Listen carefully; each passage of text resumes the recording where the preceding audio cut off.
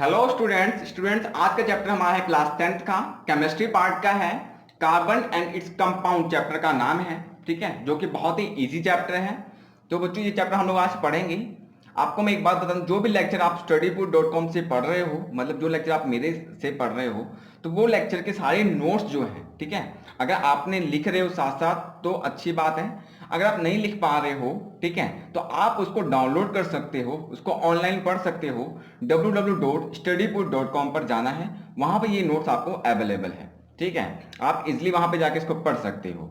Okay, तो चलो chapter को स्टार्ट करते हैं, कार्बोनेट्स कंपाउंड।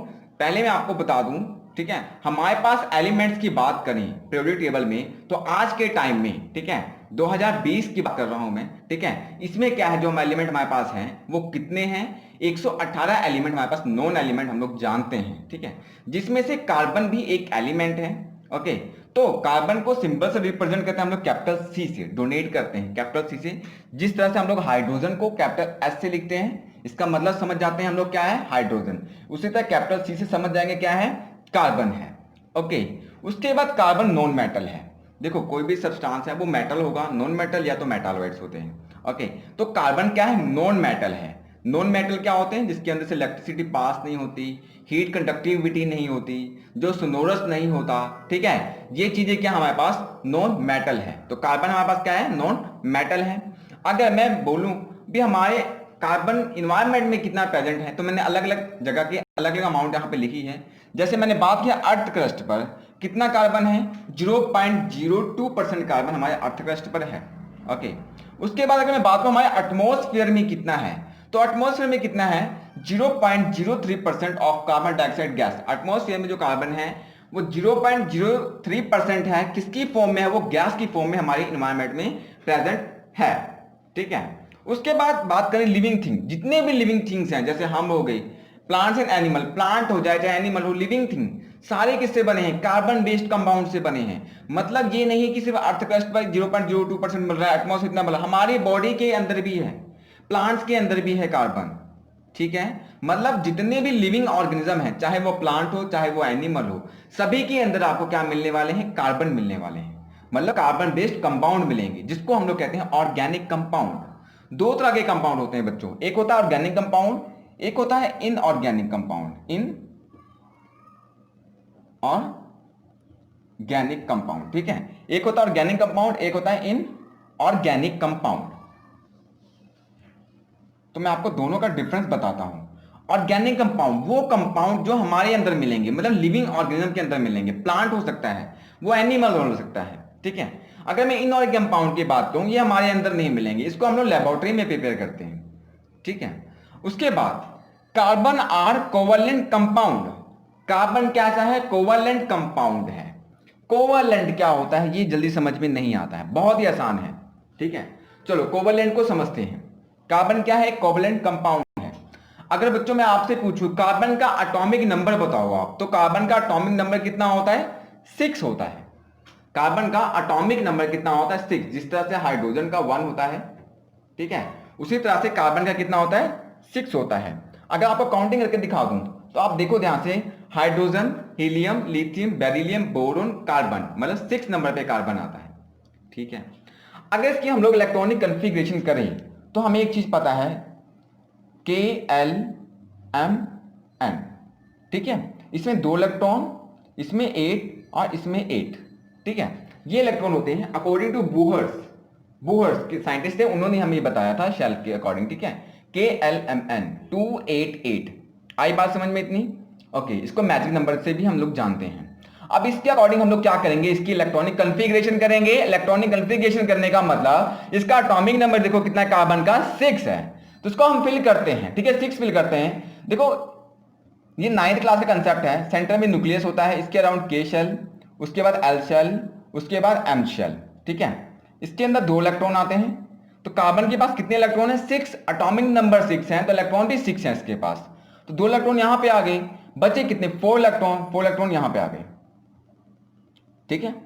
मतलब K के अंदर 2 इलेक्ट्रॉन और L के अंदर कितने इलेक्ट्रॉन, 4 इलेक्ट्रॉन आ गए। अभी हमें देखो यहां पे बोर ने कहा था कि ये जो K शेल है, जैसे ये K है, ये L शेल है, ठीक है, ये L शेल है, मान लो इसके अंदर 8 इलेक्ट्रॉन होंगे, या तो ये खाली होगा या तो उसके अंदर 8 इलेक्ट्रॉन होंगे, ठीक है, मतलब इनकम्प्लीट शेल नहीं होगा। आ रही बात समझ में? या तो इसके अंदर 4 हैं तो 4 इलेक्ट्रॉन नहीं होंगे, इसके अंदर 8 होने चाहिए या तो 0 होने चाहिए। तो इसीलिए क्या है, कार्बन के पास वैलेंस इलेक्ट्रॉन कितने हैं? देखो पहले एक बात ध्यान रखो, एक होता है valence electron, valence electron, valence electron क्या होते हैं कि इसके आउटर मोस्ट शेल में कितने इलेक्ट्रॉन हैं। जैसे कार्बन के आउटर मोस्ट शेल में कितने इलेक्ट्रॉन हैं, आउटर मोस्ट शेल कौन सा है इसका, के, एल, इसका एल है ना, एल के बाद तो इसके बाद इलेक्ट्रॉन है नहीं कि एम में जा सके, तो एल में कितने इलेक्ट्रॉन, 4, तो इसके वैलेंस इलेक्ट्रॉन कितने हैं, 4। आली बात समझिए। तो मैं बताता हूं आपको, जो कोवलेंट कंपाउंड है जैसे कार्बन 6 है, ये कोवलेंट बॉन्ड बनाता है, कैसे बनाता है, इसके बाद यहाँ पे 4 इलेक्ट्रॉन है। देखो 4 इलेक्ट्रॉन यहां से निकालना हो, अगर हम लोग एल से 4 इलेक्ट्रॉन निकालना चाहें, ठीक है, अगर गेन लूज करना है हमें 4 इलेक्ट्रॉन, तो उसको हमारे लिए पॉसिबल नहीं है, ठीक है।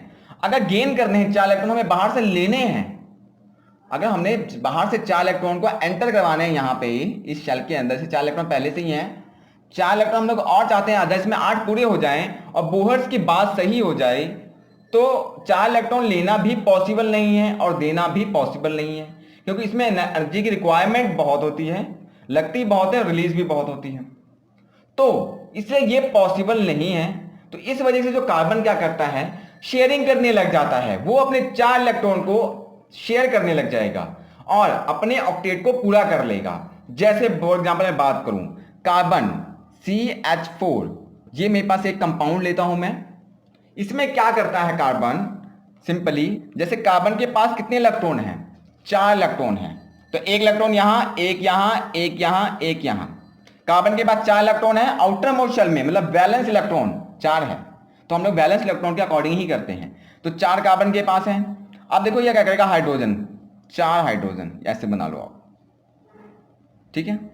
अब हाइड्रोजन के पास कितने इलेक्ट्रॉन होते हैं, 1 इलेक्ट्रॉन होता है, इसके पास 1 इलेक्ट्रॉन, इस हाइड्रोजन के पास 1 इलेक्ट्रॉन, इस हाइड्रोजन के पास 1 इलेक्ट्रॉन, इस हाइड्रोजन के पास 1 इलेक्ट्रॉन। हाइड्रोजन का एटॉमिक नंबर 1 होता है, 1 इलेक्ट्रॉन होता है। ये क्या करेगा, जो कार्बन है ये कहेगा हाइड्रोजन को, आप मेरे साथ 1 इलेक्ट्रॉन को शेयर कर लो, शेयर कर लो, मतलब हम एक दूसरे से शेयर कर लेते हैं और एक बॉन्ड की फॉर्मेशन करते हैं। तो ये कार्बन क्या करेगा, इसके साथ शेयर करके बॉन्ड फॉर्मेशन कर लेगा, ये वाला इलेक्ट्रॉन इसके साथ शेयर कर लेगा, ये इसके साथ शेयर कर लेगा, ये इलेक्ट्रॉन इस हाइड्रोजन के साथ शेयर कर लेगा। इस तरह से 4 हाइड्रोजन के पास ऐड हो गई और इसके 4 इलेक्ट्रॉन बिजी हो गए। अब बात करते हैं इलेक्ट्रॉन के, कार्बन के पास कितने इलेक्ट्रॉन हैं, तो देखते हैं कार्बन के पास 1 इलेक्ट्रॉन ये रहा, एक ये रहा, 2 इधर, एक ये, एक ये, 4 इलेक्ट्रॉन, एक ये, एक ये, 6 इलेक्ट्रॉन, एक ये, एक ये, 8 इलेक्ट्रॉन। तो कार्बन के पास 8 इलेक्ट्रॉन अब पूरे हो गए शेयर करके। इसी तरह हाइड्रोजन के पास पहले 1 इलेक्ट्रॉन था, अब एक कार्बन के साथ शेयर कर लिया, तो हाइड्रोजन के पास भी कितने हो गए, ये 2। ये वाला इलेक्ट्रॉन, ये इलेक्ट्रॉन हाइड्रोजन में भी काउंट होगा, ये इलेक्ट्रॉन कार्बन में भी काउंट होगा, तो इसमें कंफ्यूजन नहीं होनी चाहिए आपको, ठीक है। तो ये 2 इलेक्ट्रॉन जो है ये हाइड्रोजन में काउंट हो गए, हाइड्रोजन का एटॉमिक नंबर 2 मतलब 1 होता है, बट इसका जो शेल है के, इसमें 2 इलेक्ट्रॉन आते हैं, तो उसके पास 2 इलेक्ट्रॉन आगे, देखो 1 2 2 इलेक्ट्रॉन आगे, बॉन्ड के जो इलेक्ट्रॉन होते हैं वो इसके साथ भी काउंट होते हैं और ऊपर वाले के जो एटम है उसके साथ भी काउंट होगा, ठीक है, इस बात का ध्यान रखना। अब देखो जी, शेयर करके इलेक्ट्रॉन बना रहे हैं, बॉन्ड बना रहे हैं, जो बॉन्ड इस इलेक्ट्रॉन को शेयर करके बनता है इसको कहते हैं हम लोग कोवलेंट बॉन्ड, कोवलेंट बॉन्ड। अब बात समझ में आई, जब कोई एलिमेंट शेयर करके बॉन्ड बनाता है दूसरे एलिमेंट के साथ, या तो ऐसे कैसे, जब कोई एटम दूसरे एटम के साथ शेयर करके बॉन्ड बनाता है तो उसको कहते हैं कोवलेंट बॉन्ड, जो कि एक स्ट्रॉन्ग बॉन्ड है। स्टूडेंट्स अभी हमने देखा कि जो कार्बन है वो कोवलेंट बॉन्ड बना रहे हैं, ठीक है। तो कोवलेंट बनाने का मकसद क्या था हमारा, कि वो उनके जो ऑक्टेट हैं, शेल हैं, उसमें 8 इलेक्ट्रॉन पूरे आ जाएं, ठीक है। तो देखो क्या कहता है, कहता है achieve the inert gas electron arrangement only by sharing of electrons, ठीक है। इसका पॉइंट वाला समझते हैं, जैसे के था ये एल था, इसके अंदर कार्बन के पास 4 इलेक्ट्रॉन थे, इसमें होने चाहिए 8, तो ये 8 कब होंगे, जब 4 इलेक्ट्रॉन को शेयर करेगा, ठीक है, 4 इलेक्ट्रॉन को शेयर कर लेगा, तब उसके पास क्या हो जाएंगे, 8 इलेक्ट्रॉन जाएंगे और उसके ऑक्टेट कंप्लीट हो जाएंगे और वो inert gas electronic configuration achieve कर लेगा। इनर्ट गैस इलेक्ट्रॉनिक कॉन्फ़िगरेशन क्या होती है, इनर्ट गैस जैसे 18 ग्रुप के आप एलिमेंट देखो, ठीक है, जब हम पीरियोडिक टेबल वाला चैप्टर पढ़ेंगे, ठीक है, तो उसमें देखना आप इनर्ट गैस इलेक्ट्रॉनिक कॉन्फ़िगरेशन होती है, तो जो 18वां ग्रुप होता है जिसमें हीलियम आता है वो क्या है, इनर्ट गैस है। जो उसकी इलेक्ट्रॉनिक कॉन्फ़िगरेशन होती है उसमें क्या होते हैं, ऑक्टेट्स पूरे पूरे होते हैं कंप्लीट। उनमें क्या होता है, ना तो किसी से इलेक्ट्रॉन लेते हैं ना किसी को इलेक्ट्रॉन देते हैं। उसको कहते हैं इनर्ट गैस इलेक्ट्रॉनिक कॉन्फ़िगरेशन। किसी भी एलिमेंट की अगर हम बात करें तो हम ऐसे कहते हैं कि ये जो कार्बन है वो इनर्ट गैस इलेक्ट्रॉनिक कॉन्फ़िगरेशन को अचीव कर गया है, मतलब इसके शेल में जो इलेक्ट्रॉन जितने चाहिए थे पूरे भर गए हैं, ठीक है। उसके बाद हमें एक चीज पता है क्या, शेयरिंग ऑफ इलेक्ट्रॉन। अगर शेयरिंग ऑफ इलेक्ट्रॉन करके कोई भी ऑक्टेट फिल करता है तो मतलब उसने क्या किया है, कोवेलेंट बॉन्ड बनाया है। हमें पता था जब कार्बन हाइड्रोजन के साथ बॉन्ड बनाता है ये इलेक्ट्रॉन को शेयर करके बनाता है, ठीक है। तो इसलिए ये कैसा बॉन्ड था, कोवेलेंट बॉन्ड था, ये हमने अभी पढ़ा था, ठीक है। तो वही बात यहाँ पे कह रहा है कि शेयरिंग ऑफ इलेक्ट्रॉन का मतलब कोवेलेंट बॉन्ड बनता है, ओके। जो कार्बन है वो हमेशा कोवेलेंट बॉन्ड बनाते हैं, इस चीज का ध्यान रखना। Carbon always form covalent bond, जो कार्बन होगा वो हमेशा कार्बन जो होंगे वो कोवेलेंट बॉन्ड बनाएंगे, ठीक है। उसके बाद कार्बन इज टेट्रावैलेंट। टेट्रावैलेंट का मतलब क्या होता है, टेट्रा का मतलब 4, वैलेंट का मतलब वैलेंसी, जिसकी वैलेंसी 4 होगी। तो मैंने आपको बताया था कि वैलेंसी क्या होती है, वैलेंसी होती है जैसे कार्बन के एटॉमिक नंबर कितना हो गया हमारे पास 6, कार्बन का एटॉमिक नंबर 6 हो गया, ठीक है। तो इसके इलेक्ट्रॉनिक कॉन्फ़िगर करेंगे तो कितना होगा 2 and 4, मतलब आउटर मोस्ट शेल में कितने इलेक्ट्रॉन आ गए, 4 इलेक्ट्रॉन आ गए। तो इसके बैलेंस इलेक्ट्रॉन कितने हुए 4, इसकी वैलेंसी कितनी होगी 4। वैलेंसी क्या होती है कि ये कितने इलेक्ट्रॉन ले सकता है या तो फिर कितने इलेक्ट्रॉन दे सकता है। जैसे कार्बन के पास 4 है, यहाँ पे होने कितने चाहिए 8 इलेक्ट्रॉन। के शेल में कितने, देखो के एल एम, एल में कितने आते हैं 8 इलेक्ट्रॉन आते हैं, पर इसके पास कितने इलेक्ट्रॉन है 4 इलेक्ट्रॉन है। या तो 4 किसी से लेगा 8 पूरे करने के लिए, या तो 4 किसी को दे देगा 0 करने के लिए। तो जितने इलेक्ट्रॉन लेना है या जितने इलेक्ट्रॉन देना है उसको कहते हैं वैलेंसी। तो यहाँ पे 4 इलेक्ट्रॉन देना या इलेक्ट्रॉन देना, मतलब इसकी वैलेंसी कितनी होगी 4 हो गई। इसी तरह मैं एक बात कर लूँ आपकी, एल्युमिनियम की बात करें, ठीक है, समझाने के लिए वैलेंसी। एल्युमिनियम का एटॉमिक नंबर 13 होता है।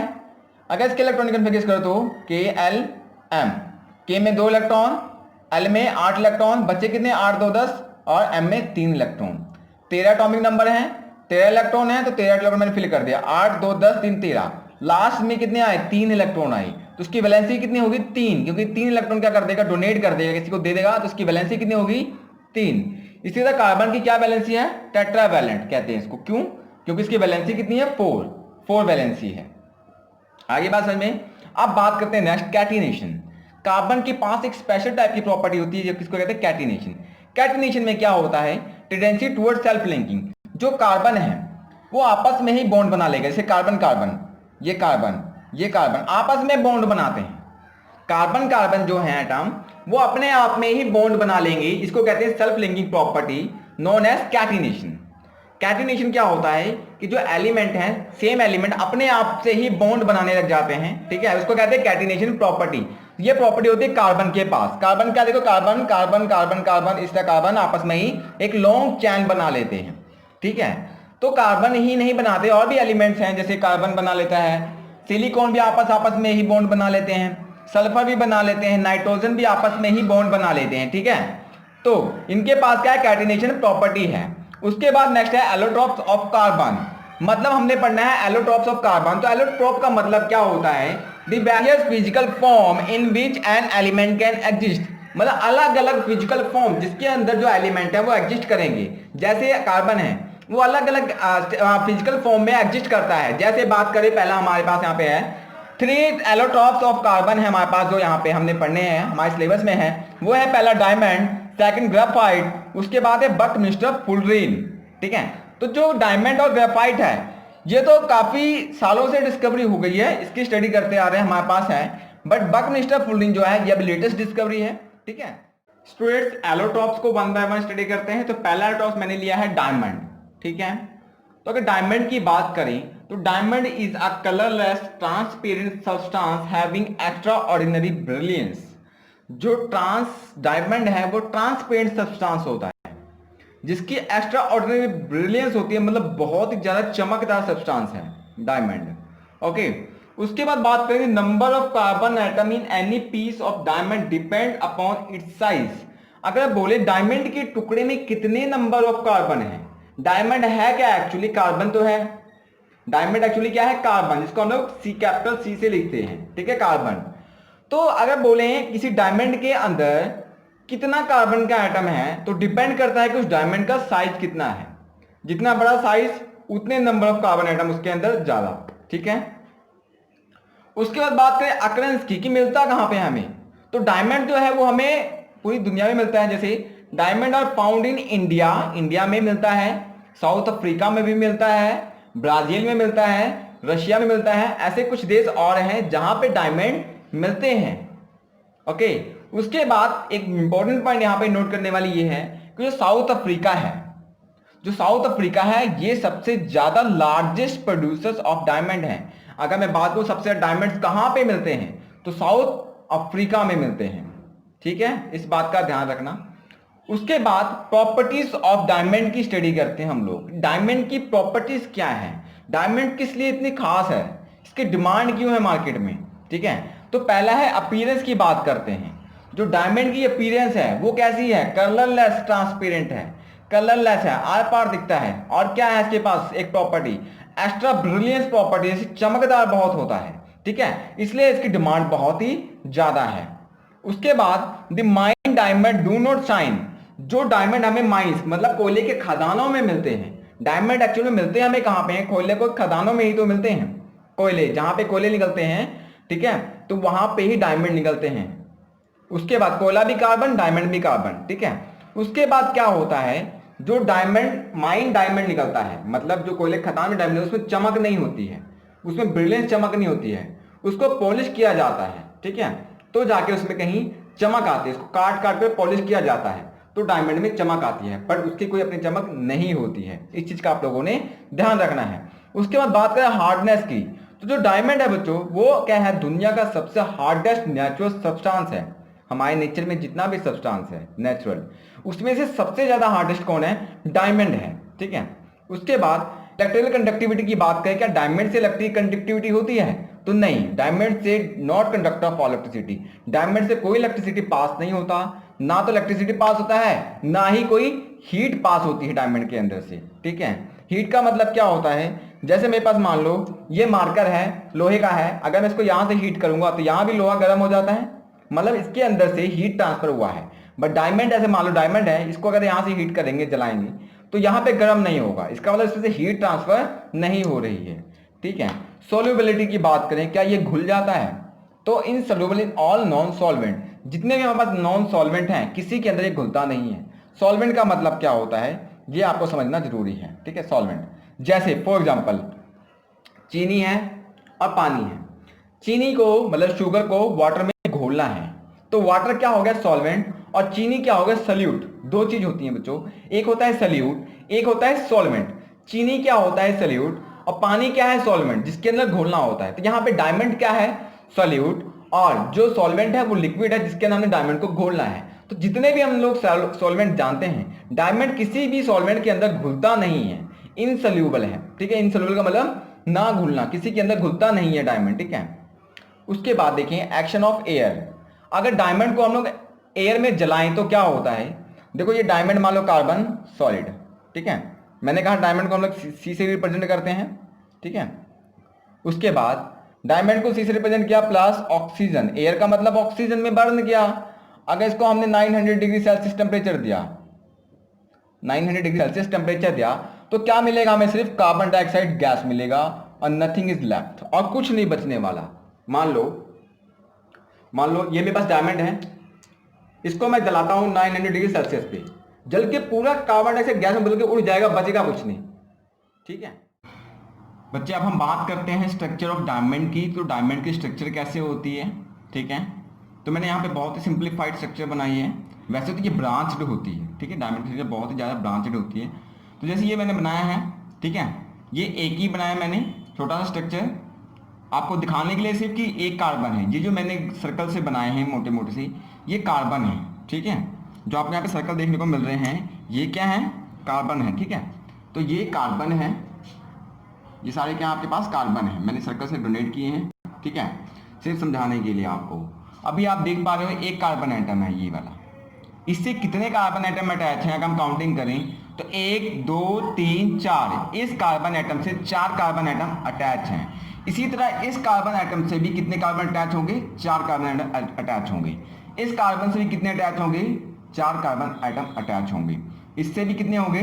4 कार्बन एटम अटैच होंगे। इससे भी 4 कार्बन अटैच होंगे। मतलब मेरा कहने का ये है कि जो डायमंड होगा उसके अंदर जो कार्बन होगा, एक कार्बन अपने अलग 4 कार्बन से अटैच होगा। किसके साथ? कोवलेंट बॉन्ड के साथ। ये जो है ये कार्बन किसके साथ अटैच होगा? ये वाला कोवलेंट बॉन्ड, ठीक है, किसके साथ अटैच होगा? कोवलेंट बॉन्ड के साथ अटैच होगा। ये चीज आपको रिमेंबर रखनी है।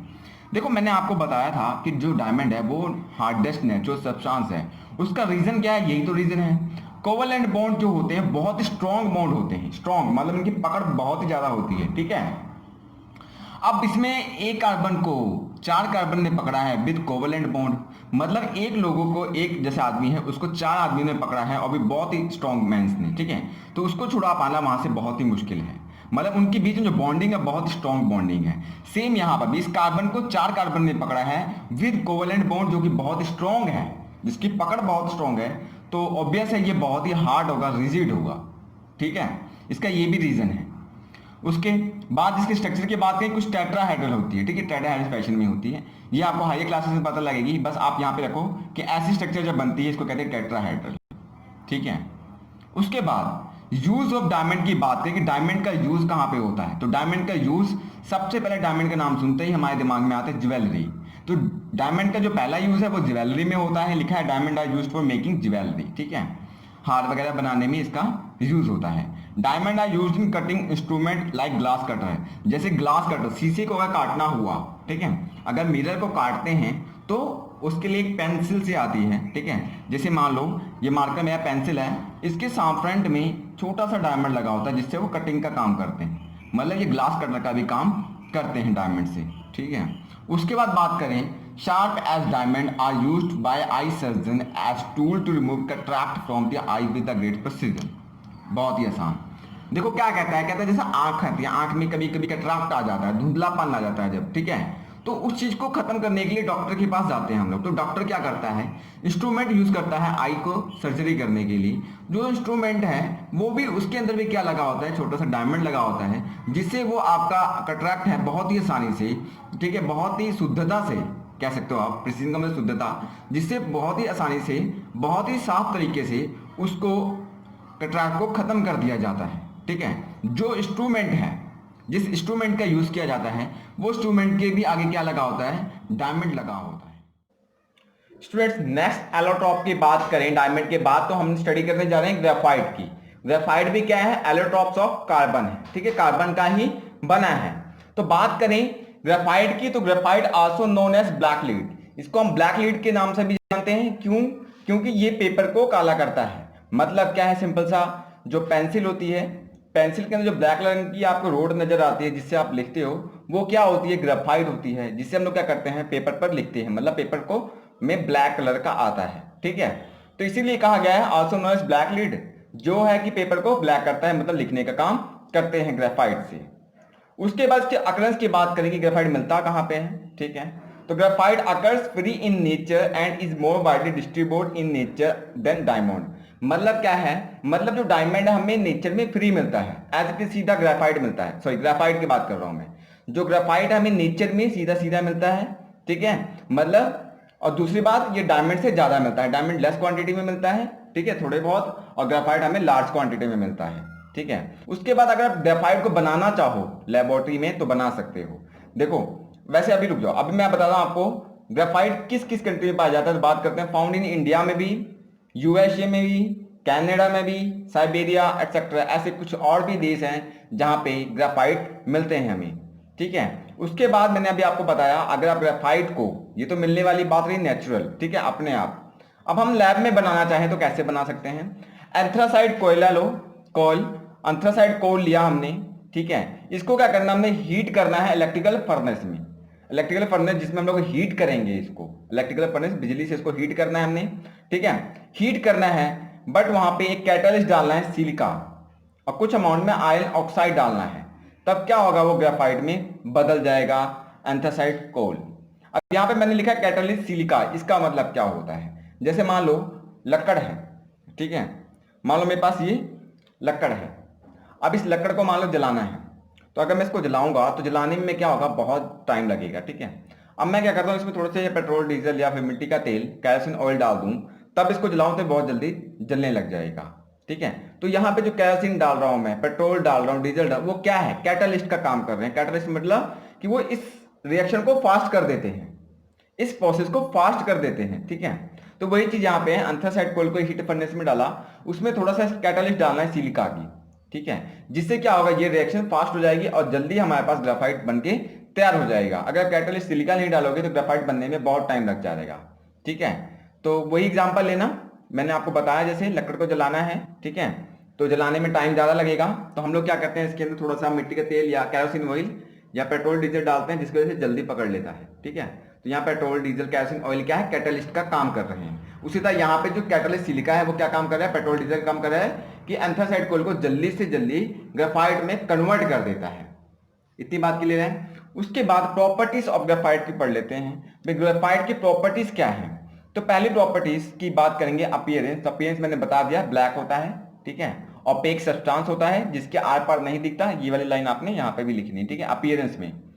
तो उसके बाद हार्डनेस की बात करें तो ग्राफाइट क्या है, वो सॉफ्ट होता है as compared to diamond. Diamond क्या होता है, काफी हार्ड होता है, पर जो आपके पास ग्राफाइट है वो सॉफ्ट होता है।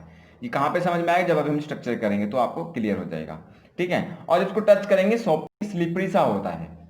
जो ग्राफाइट को आप टच करोगे तो सोपी सा टच होता है, स्लिपरी सा होता है, पेंसिल कभी टच करना हो स्लिप सा करता है। ठीक है, उसके बाद अगर ग्राफाइट की डेंसिटी की बात करें हम लोग, डेंसिटी कि ग्रेफाइट की डेंसिटी क्या होगी, तो डेंसिटी ऑब्वियस है, इसकी डेंसिटी बहुत ही कम होगी, लाइटर देन डायमंड। डायमंड से कम डेंसिटी होगी क्योंकि टूट जाता है आसानी से। ठीक है, उसके बाद इलेक्ट्रिकल और हीट कंडक्टिविटी की बात करें, क्या डायमंड से इलेक्ट्रिसिटी और हीट पास होती है, तो हाँ होती है। Good conductor of heat and electricity, जो ग्रेफाइट है उससे हीट भी पास होता है और इलेक्ट्रिसिटी भी पास होती है, मतलब गुड कंडक्टर है। ठीक है, तीनों एलोट्रॉप्स में से एक ही ग्रेफाइट ऐसा है जिसके अंदर से इलेक्ट्रिसिटी और हीट पास करते हैं, बट ये एक्सेप्शन है। क्यों, क्योंकि ग्रेफाइट क्या होता है, कार्बन, कार्बन कैसा था, नॉन मेटल। होना क्या चाहिए था कि हीट और इलेक्ट्रिसिटी पास नहीं होनी चाहिए थी, बट यहाँ पे पास हो रही है, तो ये हमारे पास क्या एक एक्सेप्शन आ जाती है। ठीक है, उसके बाद की मेल्टिंग पॉइंट की बात करें तो इसका बहुत ही ज्यादा मेल्टिंग पॉइंट होता है, कितना 38 डिग्री 3800 डिग्री सेल्सियस। ठीक है, मतलब 3800 डिग्री सेल्सियस इसका मेल्टिंग पॉइंट है। इतना टेम्परेचर दोगे तब जाके कहीं ये मेल्ट होगा। यही रीजन है, इसी रीजन से इसका मेल्टिंग पॉइंट बहुत ज्यादा होता है। जो मशीनरीज होती हैं, बड़ी बड़ी मशीनरीज जो हाई टेम्परेचर पे वर्क करती हैं, वहां पे हम लोग ग्रेफाइट को, ठीक है, डालते हैं ताकि मशीन सही से वर्क कर पाए। ठीक है, जैसे साइकिल को चलाने के लिए हम इसको ग्रीसिंग करते हैं, ठीक है, स्मूथनिंग के लिए, ग्रीसिंग के लिए ग्रीस यूज करते हैं, ठीक है, साइकिल मोटरसाइकिल में, तो ताकि वो सही से चले। ठीक है, but in case of high and machinery, वो बहुत ही ज्यादा टेम्परेचर पर वर्क करते हैं। अगर उसके अंदर ग्रीस, अगर ऑयल डालोगे तो टेम्परेचर ज्यादा होगा तो वो वेपर्स बन के उड़ जाएंगे और मशीन आपकी खराब हो जाएगी। तो वहां पे हम लोग क्या करते हैं, इसको ग्रेफाइट को यूज किया जाता है, ठीक है, ग्रीसिंग के लिए, ताकि वो सही से वर्क कर पाए। उसके बाद सॉल्युबिलिटी की बात करें तो ये इनसोल्यूबल है, जितने भी हमारे पास नॉन सॉल्वेंट हैं सभी में ये क्या है, इनसोल्यूबल है, किसी में घुलता नहीं है। उसके बाद एक्शन ऑफ एयर की बात करें, ठीक है, एयर के साथ इसका क्या एक्शन होता है, जब आप ग्रेफाइट को जलाते हो, कार्बन को जब जलाओगे एयर में, मतलब इन प्रेजेंस ऑफ ऑक्सीजन, ये क्या है गैस, ये क्या है सॉलिड। ठीक है, जब इसको आपने जलाया तब क्या बनेगा आपके पास, कार्बन डाइऑक्साइड गैस, और नथिंग इज लेफ्ट। इससे ये पता लगता है जो ग्रेफाइट है वो सिर्फ सिर्फ कार्बन का बना होता है, क्योंकि कार्बन को जब ऑक्सीजन में जलाओगे सीधा कार्बन डाइऑक्साइड बनेगा, नथिंग इज लेफ्ट, कुछ नहीं बचने वाला। ठीक है स्टूडेंट, नेक्स्ट बात करते हैं हम लोग स्ट्रक्चर ऑफ ग्रेफाइट की। ठीक है, ग्रेफाइट की स्ट्रक्चर की बात करें, जिस तरह से हमने डायमंड के स्ट्रक्चर की डिस्कस किया था उस तरह हम ग्रेफाइट की भी करते हैं। ग्रेफाइट में अगर आप ध्यान से देखो, यहाँ पे जो ये गोले बनाए हैं मैंने, ठीक है, ये जो मैंने गोले बनाए हैं ये क्या है, कार्बन एटम है। ठीक है, जितने भी गोले हैं ये क्या है, आपके पास कार्बन एटम है। ये 6 कार्बन एटम के रिंग में होते हैं। ग्रेफाइट के स्ट्रक्चर में देखें अगर हम, तो इसमें रिंग टाइप में होते हैं, 6 कार्बन होते हैं एक रिंग में। ओके, तो एक कार्बन जो है, ये वाले से कार्बन है, अगले 3 कार्बन एटम से अटैच है। एक कार्बन ये वाले कार्बन से अटैच है, ये वाले कार्बन से अटैच है, और इस कार्बन अटैच है किससे, कोवलेंट बॉन्ड से, क्योंकि हमने स्टार्टिंग में पढ़ा था कार्बन क्या बनाते हैं, कोवलेंट बॉन्ड बनाते हैं। ठीक है, तो यहां पे ये कार्बन 3 कार्बन से अटैच है, तो इसी तरह ये कार्बन भी 3 कार्बन से अटैच होगा। यहाँ पे मैंने दिखाए 2 हैं बट ऐसे 3 होते हैं। ठीक है, स्ट्रक्चर कॉम्प्लिकेट हो जाती है, इसलिए मैंने इजी स्ट्रक्चर में बताया है। जैसे ये देख पा रहे हो आप, ठीक है, ये जो कार्बन है ये कितने कार्बन से अटैच आ गए, 3 कार्बन से अटैच है। इसी तरह अगर इसकी स्ट्रक्चर ऐसे बना दें हम लोग, यहाँ पे कार्बन दिखाएंगे, अगर मैं आपको दिखाऊं थोड़ा सा इमेजिनरी, ये वाली चीज देखो ऐसे बनेगी, तो यहाँ पे भी क्या होगा, पास कार्बन होगा, ठीक है। तो ये भी क्या होगा, ये कार्बन क्या है, एक कार्बन ये 3 कार्बन से अटैच है। इसी तरह इधर भी जितने भी कार्बन है, एक कार्बन 3 कार्बन से अटैच होगा विद कोवेलेंट बॉन्ड, ठीक है। बट इसके स्ट्रक्चर में एक डिफरेंस जो है डायमंड के स्ट्रक्चर से, इसमें जो स्ट्रक्चर है वो लेयरिंग में होती है। जैसे फॉर एग्जाम्पल मैं आपको बताऊं, जैसे ये मेरे पास एक ये वाली लेयर है, ठीक है, ये कार्बन की लेयर है, उसका सेकंड लेयर ये है, ठीक है। इसके अंदर जो रिंग है कार्बन की वो तो कोवेलेंट बॉन्ड से जुड़े हैं, देखो ये कोवेलेंट बॉन्ड से जुड़े हैं। अगर ये रिंग मैं ऐसे समझाने की कोशिश करूं, ये मेरा हाथ ऐसे है, ठीक, ये पहली रिंग है। इस रिंग में जो है ऐसे फ्लैट में जो बॉन्ड है कार्बन के बीच में वो कोवेलेंट बॉन्ड है। ये दूसरी लेयर है नीचे वाली, ठीक है, दूसरी लेयर ऐसी होती है। दूसरी लेयर देखो, एक लेयर ये, एक लेयर ये। दूसरी लेयर में जो कार्बन के बॉन्ड है वो कैसे है, कोवेलेंट बॉन्ड है। बट ये दो लेयर आपस में तो जुड़ी है, किससे जुड़ी है, वीक फोर्स से जुड़ी है। ये मैंने डॉक्टर दिखाई है, किससे जुड़ी है, वीक फोर्स। इन दोनों लेयर के बीच में एक वीक फोर्स होती है, फोर्स जो इसको पकड़ कर रखती है। बट कैसी फोर्स है, वीक फोर्स है, जिसको कहते हैं वंडरवाल फोर्स। वीक फोर्स कौन सी होती है, वंडरवाल फोर्स। ये आप +1 में पढ़ोगे, अभी आप थोड़ा सा आइडिया ले लो। जो वीक फोर्स होती है वो वंडरवाल फोर्स होती है, जो इसके बीच में एक लेयर और दूसरी लेयर के बीच में लगती है, ठीक है। तो इसलिए ये पकड़ कर रखा हुआ है। पेंसिल आपके साइड से टूट जाती है, टूटने का रीजन क्या है, उनके लेयर के बीच में कैसी फोर्स होती है, वीक फोर्स, तभी वो टूट जाती है। सेकंड मैंने बताया, एक कार्बन एटम कितने कार्बन एटम से अटैच है, 3 कार्बन एटम से अटैच है विद कोवेलेंट बॉन्ड। यही रीजन है कि ये क्या है, कम हार्डनेस है इसके पास, किससे, एज कंपेयर टू डायमंड से, ठीक है। डायमंड ज्यादा स्ट्रॉन्ग था, ये कम स्ट्रॉन्ग है। क्यों, क्योंकि इसका मतलब एक कार्बन 3 कार्बन से अटैच है, मतलब 3 कोवेलेंट बॉन्ड से अटैच है। डायमंड के केस में 4 कोवेलेंट बॉन्ड से अटैच था, 4 में ज्यादा पावर है, 3 में थोड़ा कम है, इसलिए ये कम है, ठीक है, डायमंड से। उसके बाद बात करते हैं यूजेस ऑफ ग्रेफाइट के। ग्रेफाइट के यूज कहां पे किए जाते हैं, तो सबसे पहला यूज जो मैंने बताया था, ग्रेफाइट यूज्ड एज लुब्रिकेंट इन मशीनरी। जो मशीनरी हाई टेम्परेचर पे काम करती हैं उसमें एज अ लुब्रिकेंट यूज किया जाता है, क्योंकि इसका जो मेल्टिंग पॉइंट है कितना, 3800 डिग्री सेल्सियस है। बहुत ज्यादा टेम्परेचर जाके ये पिघलता है, वेपर्स बनते हैं, ठीक है। अगर जो ऑपरेट करते हैं हाई टेम्परेचर पर, जो मशीन हाई टेम्परेचर पर ऑपरेट करते हैं उसके अंदर ग्रीस या ऑयल डालेंगे, तो वो जब टेम्परेचर ज्यादा बढ़ेगा तो वो वेपर्स बनके क्या उड़ जाएंगे और मशीन क्या होगी, खराब हो जाएगी। इसीलिए जो मशीन ज्यादा टेम्परेचर पर हुआ करती है वहां पे हम लोग ग्रेफाइट का यूज किया जाता है एज अ लुब्रिकेंट, ताकि मशीन स्लिपरी और ध्यान से चले, ठीक है। उसके बाद बात करें, graphite is used for making carbon electrodes और graphite electrodes in dry cells. जो सेल्स आते हैं, बैटरीज आती हैं, अगर आपने कभी तोड़ के इसको देखी हो, जैसे एवरीडी की आती हैं और भी कंपनियां हैं, ठीक है, तो इनके जो सेल आते हैं कभी तोड़कर देखना, इनके अंदर एक ब्लैक कलर की रोड निकलती है। वो रोड भी किसकी बनी होती है, ग्रेफाइट की होती है, मतलब ग्रेफाइट मतलब कार्बन की होती है, ठीक है। उसके बाद बात करें, graphite is used for making a course of our pencil and black paints. जो पेंसिल होती है, पेंसिल से लिखते हैं, उसके अंदर जो ब्लैक कलर की रोड लगी होती है जिससे हम लोग लिखते हैं, ठीक है, उसके ऊपर लक्कड़ चढ़ाई होती है, अंदर से क्या होती है, ब्लैक कलर की एक रोड होती है, जो किसकी होती है, ग्रेफाइट की होती है, और ग्रेफाइट की बनी होती है। और जो ब्लैक पेंट्स होते हैं, पेंट, वो भी किसके बनाए जाते हैं, ग्रेफाइट के ही बनाए जाते हैं। स्टूडेंट्स, थर्ड एलोट्रॉप्स की बात करें तो हमारे पास है बकमिंस्टर फुलरिन, ठीक है, जो कि लेटेस्ट डिस्कवरी है, अभी फिलहाल में ही डिस्कवरी हुई है इसकी। बट जो डायमंड ग्रेफाइट है वो बहुत ही सेंचुरी से स्टडी हो रखी है, उसकी डिस्कवरी हो रखी है, ठीक है। तो बकमिंस्टर की बात करें, इसको रिप्रेजेंट करते हैं C60। बकमिंस्टर में क्या होता है, कार्बन के 60 एटम होते हैं, ठीक है। देखो, carbon containing cluster of 60 carbon atoms. जो बकमिंस्टर है, क्लस्टर है, गुच्छा है 60 कार्बन एटम का, गुच्छे से गुच्छा है एक 60 कार्बन एटम का, ठीक है। Joint together form a spherical molecule, और वो ज्वाइंट होते हैं, सारे ज्वाइंट होके एक स्फेरिकल मॉलिक्यूल बनाते हैं। फुटबॉल लाइक स्ट्रक्चर होती है, जैसे फुटबॉल होती है उस तरह से एक मॉलिक्यूल बनाते हैं लोग, ठीक है, ज्वाइंट कर करके। उसके बाद अगर इसके अंदर बात करें कितने हेक्सागन कितने पेंटागन है इस स्ट्रक्चर में, मैंने बताया अभी फुटबॉल लाइक स्ट्रक्चर होती है इसकी, ठीक है। तो इसके अंदर 20 हेक्सागन होते हैं और 12 पेंटागनल एटम होते हैं in one molecule of Buckminster fullerene. C16 में 20 हेक्सागन होते हैं और 12 पेंटागन होते हैं, ठीक है। तब जाके कहीं एक कार्बन का बकमिंस्टर फुलरिन का मॉलिक्यूल तैयार होता है।